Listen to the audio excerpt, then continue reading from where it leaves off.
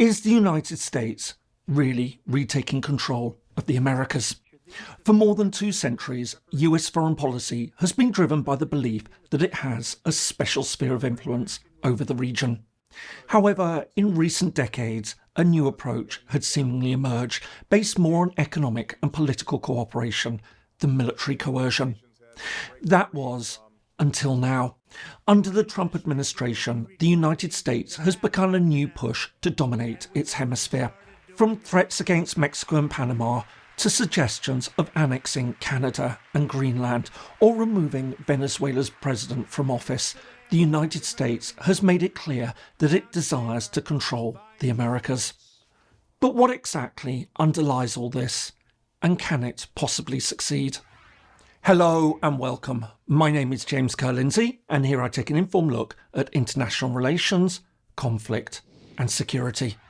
Throughout history, powerful states have aimed to establish spheres of influence, regions where they claim special rights, privileges or authority, and where they expect that their rivals will restrict their involvement. Although these arrangements are rarely formalised, they're often strongly defended. For example, during the Cold War, Europe was divided into rival American and Soviet-controlled spheres of influence, as were parts of Asia. But one of the most historically significant and enduring spheres of influence has been the US claim over the Western Hemisphere. From the early 19th century onwards, Washington has maintained that the Americas are its special zone of concern. The rest of the world, whether that's Europe or other external powers, should stay out.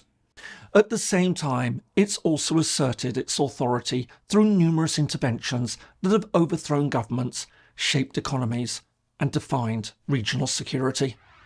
Our story begins in the late 18th century when the United States emerged as an independent state. As a fragile republic, cautious of becoming entangled in European rivalries, its founders, including George Washington and Benjamin Franklin, warned against permanent alliances and stressed trade and diplomacy over military confrontation. As a result, for the first several decades, the new nation therefore tended to look inward, concentrating on consolidating its territory, developing its economy, and ensuring its survival. However, all this would change at the start of the 19th century. As Europe was ravaged by the Napoleonic Wars, Spain's empire in Latin America began to disintegrate. New countries emerged inspired by ideas of nationalism and the US model of governance. But for the United States, this transformation brought both risks and opportunities. While it welcomed the spread of Republican ideas, it worried that European powers might try to reassert control, either by restoring Spanish rule or by establishing new colonies. And it was in this context that President James Monroe presented a new foreign policy vision to the US Congress in 1823. In what would later become known as the Monroe Doctrine, he stated that the Western Hemisphere was no longer open to European imperialism and that any attempts to extend their control would be seen as a threat to the United States. In return, he assured them that the US wouldn't interfere in European affairs or challenge their existing colonies in the Americas, including Britain's possessions in the Caribbean. While the Monroe Doctrine is now regarded as an important assertion of US authority, at the time it was little more than a declaration of intention than a display of actual power. Nonetheless, it marked a turning point. The United States had clearly claimed a special role over the Americas. Despite its modest start, the Monroe Doctrine evolved considerably over the course of the 19th century. As the United States expanded, industrialised and grew in power, it began to interpret the doctrine more and more assertively. What originally served as a warning to European empires was turned into a justification for American dominance, if not imperialism. This shift was formalised at the start of the 20th century by President Theodore Roosevelt. Under the so-called Roosevelt Corollary, Washington claimed the right to intervene in Latin American affairs, not only to prevent European interference, but also to stop domestic unrest or instability.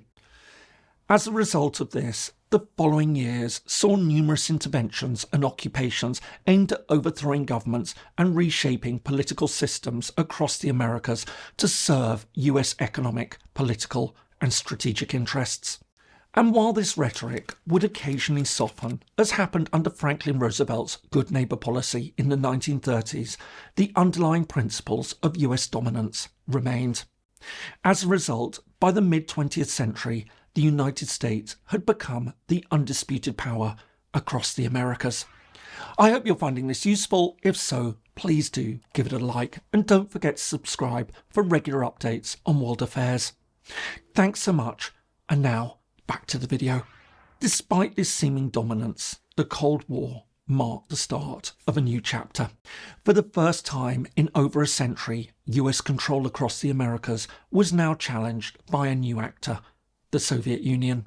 The decisive moment came with the 1959 Cuban Revolution. As the new government in Havana aligned with Moscow, it directly challenged the US claim to regional authority. In response, Washington's reaction was sweeping and often brutal. Determined to stop communist encroachment, it supported coups, backed authoritarian regimes, and intervened to prevent left-wing movements from taking or holding power. Across Latin America, Washington's hand now shaped politics, often at immense human and social costs. However, as the Cold War ended, things began to change. With the Soviet threat gone, US policy now shifted. Instead of using coercion, it focused more on promoting democracy, economic liberalisation, and multilateral cooperation. As a result, the Monroe Doctrine increasingly appeared to be obsolete.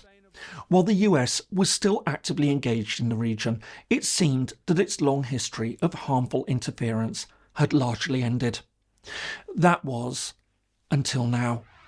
While the first Trump administration tried to assert some degree of control over the Americas, it tended to be chaotic and inconsistent. However, all this has changed in his second term. Senior officials have spoken openly about US control over the Western Hemisphere in strikingly explicit terms, often calling for a revival of the Monroe Doctrine.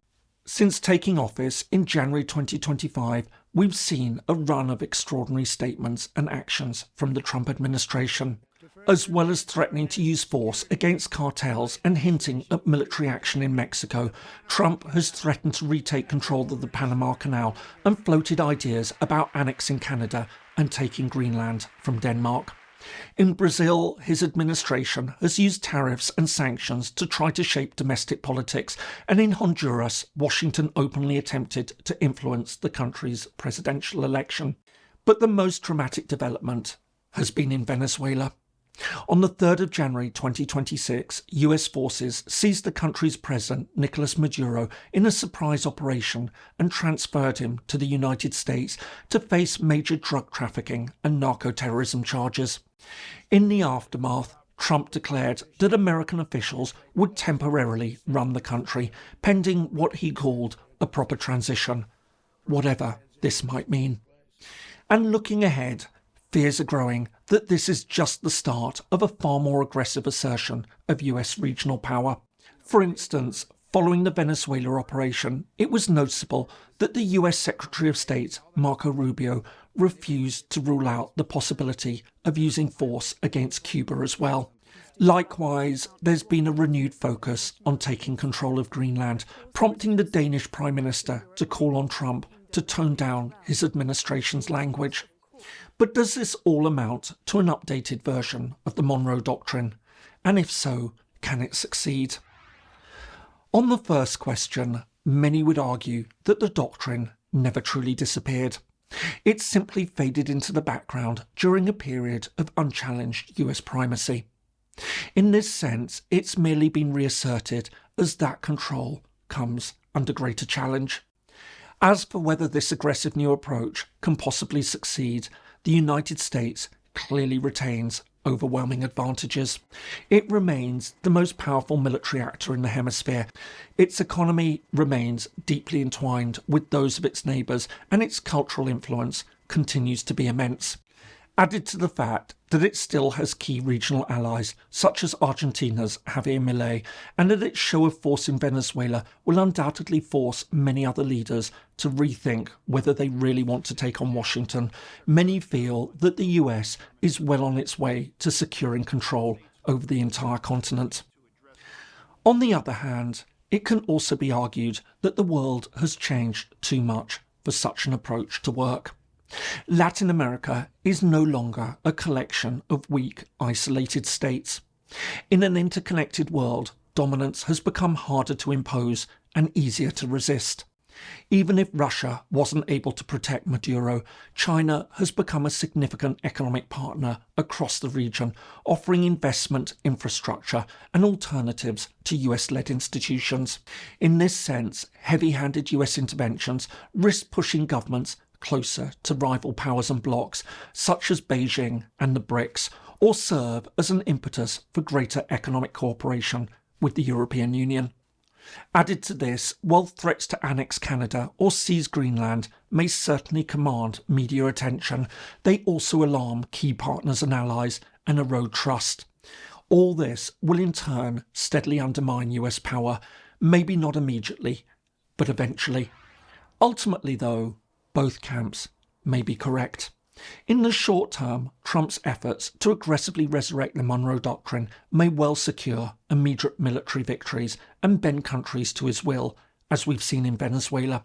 However, one suspects it'll also lead to resentment and lay the foundations for many countries to look to other powers also seeking to increase their control. To this extent, by taking such a heavy-handed approach to try to restore the Monroe Doctrine, Trump may well in fact be securing US political decline, not only across the Americas, but also across the world more generally. I hope you found that useful. If so, here are some more videos that you might find interesting. Thanks so much for watching, and see you in the next video.